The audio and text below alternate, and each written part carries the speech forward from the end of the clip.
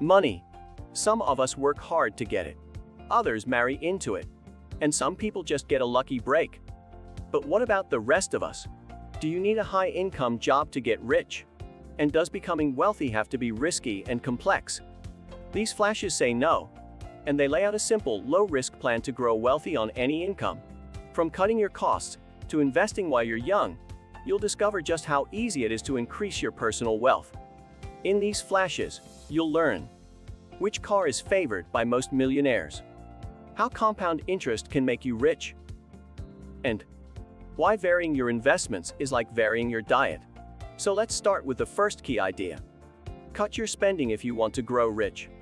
Picture a millionaire, someone who's rich in assets and free of debt. What kind of job do you think this person has? Probably a lucrative one, right?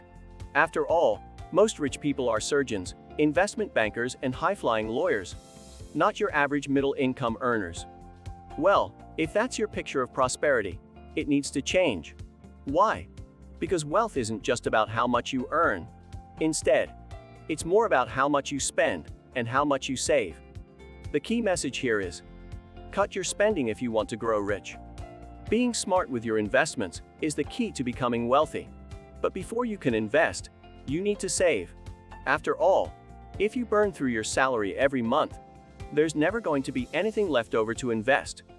So if you want to become wealthier than the average person, you can't spend like the average person. You have to spend less. This is a trick that many rich people already follow. Don't believe it? Then picture the car you think the average millionaire drives. Is it a Porsche? A Ferrari? A top-of-the-range Mercedes-Benz? If that's your best guess, you're miles off. The average American millionaire drives a Toyota. And what about their houses?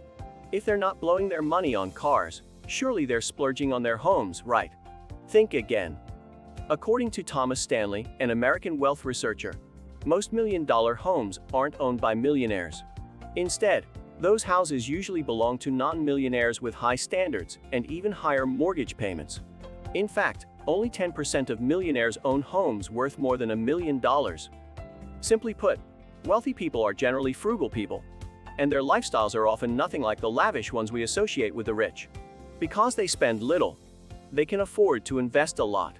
That's the real trick to growing your wealth. Next, let's move to the second key idea. To capitalize on compound interest, start investing as soon as you can. So you've cut back on your expenses. You've stopped eating out every night and no longer go on expensive weekend breaks. Now your bank balance is starting to rise. What should you do next? Let the money build up in your account. Hope the interest on your savings keeps up with inflation. Absolutely not. Spending less is only the first step to becoming wealthy.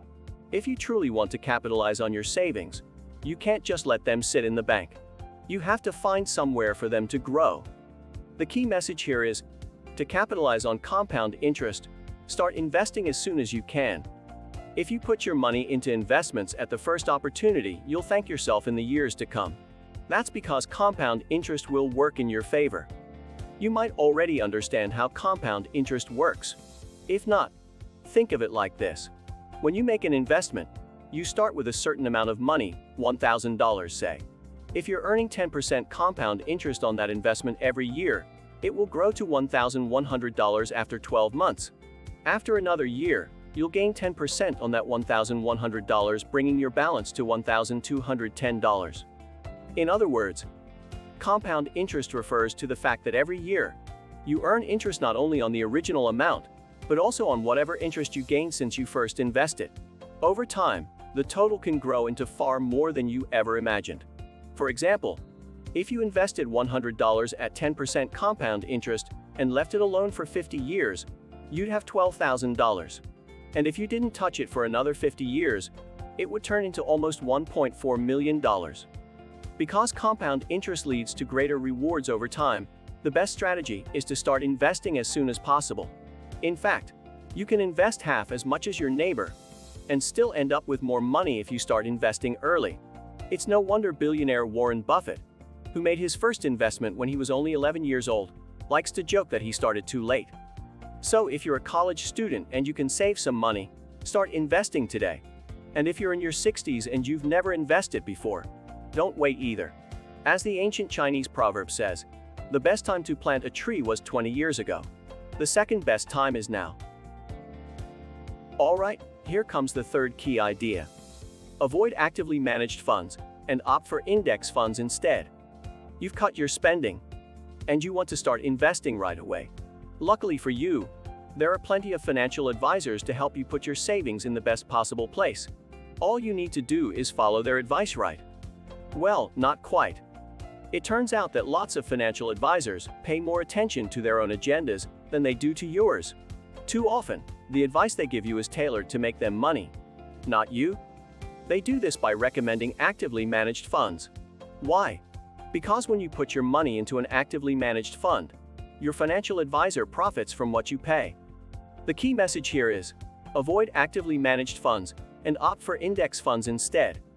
When you invest in an actively managed fund, you give control of your money to a fund manager, who uses it to buy and sell stocks.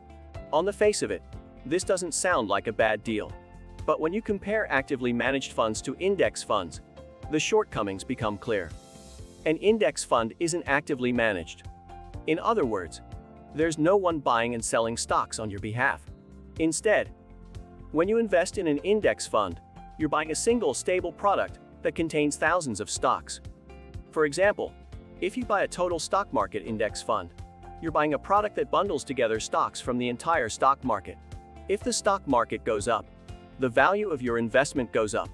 And if the stock market goes down, the value of your investment goes down too. Actively managed funds take a different approach. Instead of matching the performance of the stock market like an index fund, they try to beat it. Unfortunately, once you take fees and taxes into account, about 96% of actively managed funds do worse than the stock market as a whole. And the 4% that do outperform the stock market are almost impossible to identify ahead of time. Many actively managed funds soar for a couple of years, make staggering profits, and then crash for reasons nobody fully understands. That's why a better and simpler strategy is to avoid actively managed funds altogether and stick to index funds instead. Now let's dive into the fourth key idea. Invest in bonds to make your portfolio more stable. Managing your investments is like maintaining a healthy diet. That's because when it comes to nutrition and when it comes to your investment portfolio, diversity and balance are key.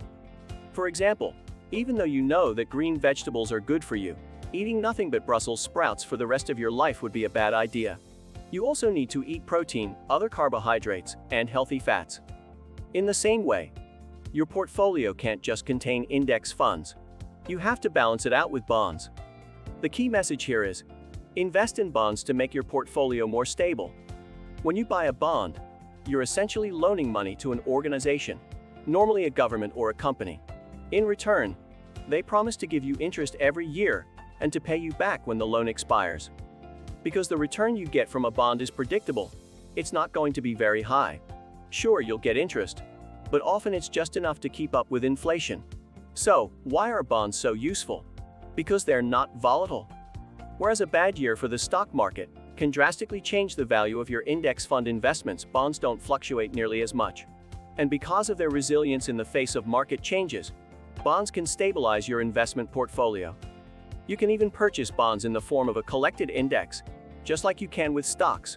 And just like a stock market index fund can match the performance of the whole stock market, a government bond index fund matches the more stable market of government bonds. Because bonds are so reliable, they can be quite useful if you're approaching retirement.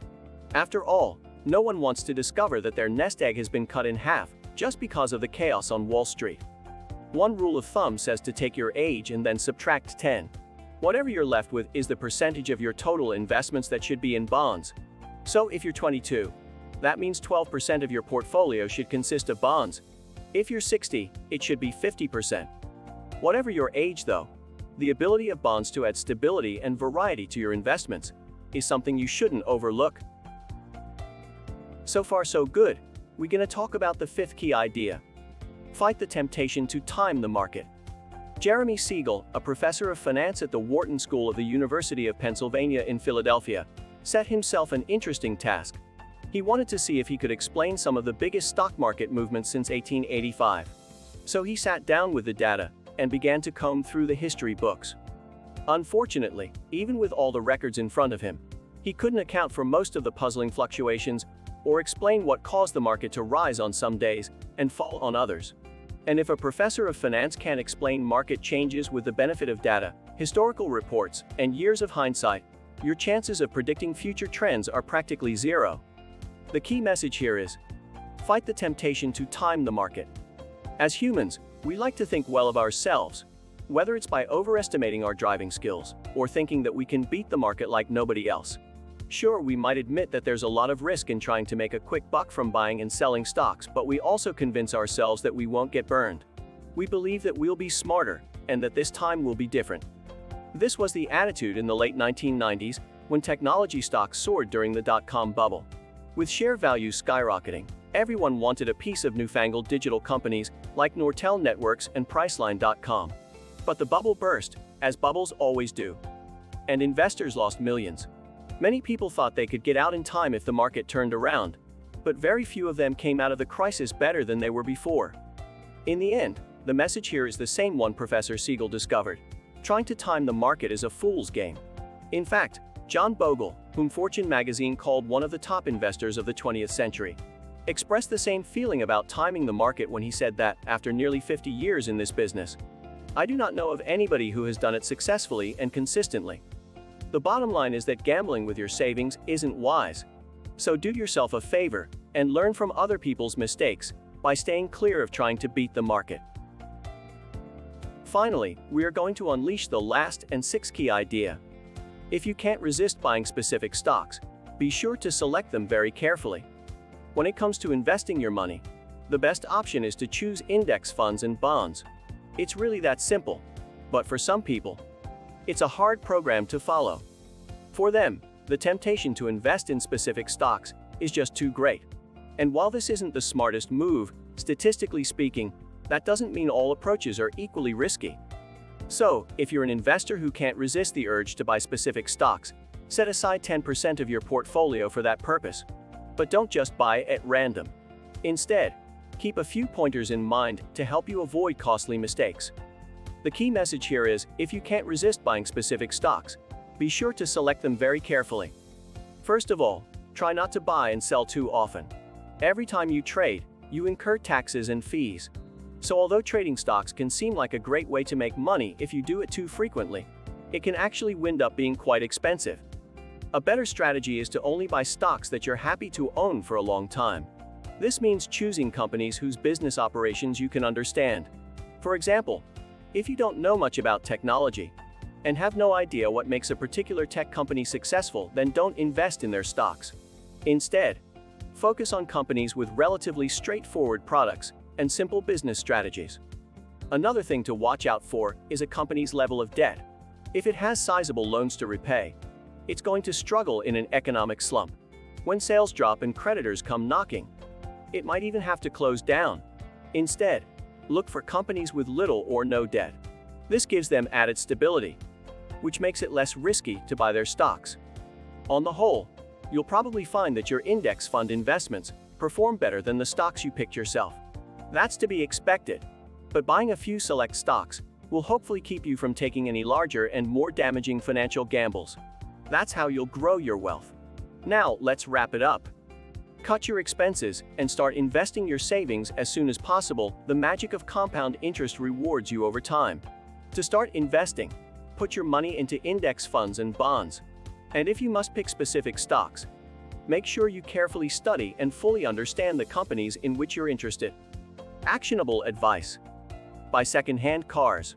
Nothing loses its value as quickly as a car fresh from the dealership. So if you're trying to cut down on your expenses and want to get serious about saving money, never buy brand new cars. Instead, shop around and buy something that's already been around the block a few times. A well-maintained second-hand vehicle should be more than enough for your needs. So let's call it a day and see you on the next video. Goodbye.